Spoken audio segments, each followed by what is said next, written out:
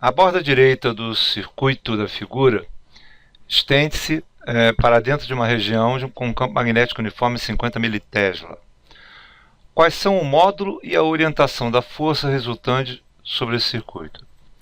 Bem, aqui a gente tem um circuito fechado, uma bateria alimenta uma resistência com uma corrente, né? A gente pode caracterizar a corrente dela, a gente chama de I, e de forma bem fácil a gente tem condição de calcular a corrente que está passando no circuito.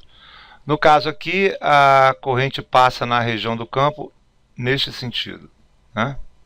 Sentido de cima para baixo, na parte lateral do fio que está na vertical.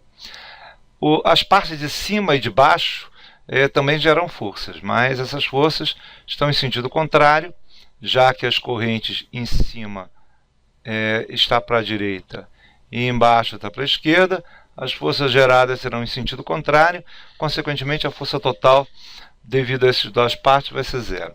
Então eu só tenho força de interação na parte do fio da vertical com o campo magnético que já está desenhado, que é para dentro do papel.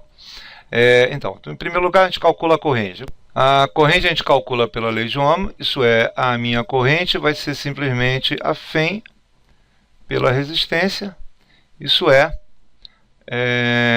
15 volts dividido por 3 ohms, isso é 5 amperes. 5 amperes é a corrente que está passando no circuito, certo? O nosso problema agora é ver a interação do fio, né, da corrente que passa pelo fio com o campo magnético. E isso é dado pela força de Lorentz. No caso, a força de Lorentz, que é igual a, para cada pedacinho de fio, é dF e dL vetor B, onde dL é o vetor deslocamento das cargas no movimento para cada pedacinho de fio. Mas o meu dL, em todo o fio, ele tem a mesma direção e o mesmo sentido. E o meu campo do mesmo jeito, ele é homogêneo em toda a região do espaço. Então, em todos os pedaços, o meu F tem a mesma direção e sentido e o mesmo módulo. Então, desse jeito, a gente pode já chegar facilmente e dizer que a força total sobre aquela parte do fio é simplesmente I vezes o vetor de deslocamento total do fio inteiro, vetor B.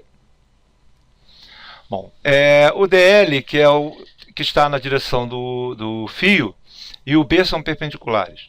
Então, se o L e o B são perpendiculares, o módulo da força fica simplesmente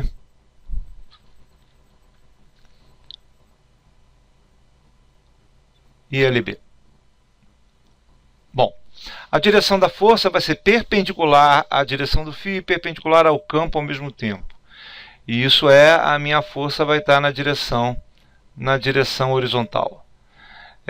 Se para a direita ou para a esquerda, o produto vetorial é quem diz. Como L vetor B, L está para baixo e B para dentro.